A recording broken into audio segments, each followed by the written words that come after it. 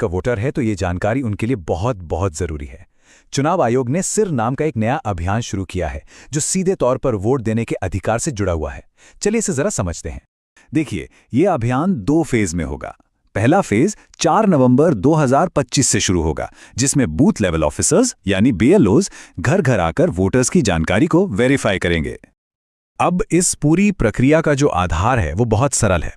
2025 की जो voter list है उसकी तुलना सीधे सीधे साल 2002 की लिस्ट से की जाएगी और इसी तुलना के आधार पर हर वोटर को ए से लेकर एफ तक 6 अलग अलग कैटेगरीज में बांटा जाएगा। मतलब 2002 की वो लिस्ट ही एक तरह से सब कुछ तय करने वाली है। तो सवाल ये उठता है कि किसी को कौन सी कैटेगरी मिलेगी। इसके लिए ना 2 मुख्य चीजें देखी जाएंगी। पहली, वोटर की उम्र, और दूसरी, 2002 की वोटर लिस्ट में उनके परिवार का नाम है या नहीं। ठीक है, तो सबसे पहले ग्रुप को देखते हैं। ये वो लोग हैं जिनकी उम्र 38 साल या उससे ज्यादा है, यानी जिनका जन्म 1 जुलाई 1987 को या उससे पहले हुआ है। अगर उनका नाम 2002 की लिस्ट में मिल जाता है तो उन्हें रखा जाएगा कैटेगरी ए में, और अगर नाम नहीं मिलता तो उन्हें डाल दिया जाएगा कैटेगरी बी में। एकदम सीधा सा हिसाब है। अच्छा, अब आते हैं दूसरे एज ग्रुप पर। यह है 22 से 38 साल के वोटर्स, जिनका जन्म 2 जुलाई 1987 से 2 दिसंबर 2004 के बीच हुआ है।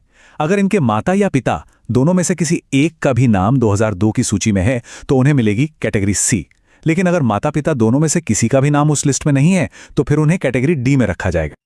और आखिर में बात करते हैं सबसे यंग वोटर्स की, यानी 18 से 21 साल के वोटर्स की। यहां पर नियम थोड़े और सख्त हैं।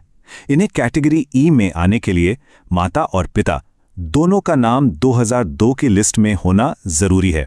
अगर एक का भी नाम नहीं मिला तो उन्हें सीधे कैटेगरी एफ में डाल दिया जाएगा। तो ये जो A B C D categories हैं, इनका आखिर मतलब क्या है? इसका जवाब मिलता है हमें दूसरे फेज में। आपकी कैटेगरी ही ये तय करेगी कि आपको अपना वोट देने का अधिकार बनाए रखने के लिए कौन से और कितने डॉक्यूमेंट्स जमा करने पड़ेंगे, और कुछ मामलों में अपना वोट देने का अधिकार बचाने के लिए इतने डॉक्यूमेंट्स तक देने पड़ सकते हैं। चलिए इस टेबल को जरा ध्यान से समझते हैं। अगर कोई कैटेगरी ए में है तो बहुत बढ़िया, उन्हें कोई प्रूफ नहीं देना होगा।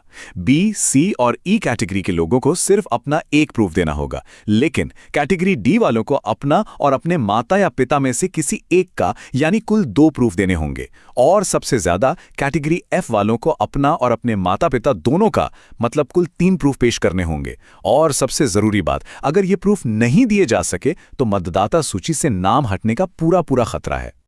तो अब सबसे बड़ा सवाल, आखिर किया क्या जाए?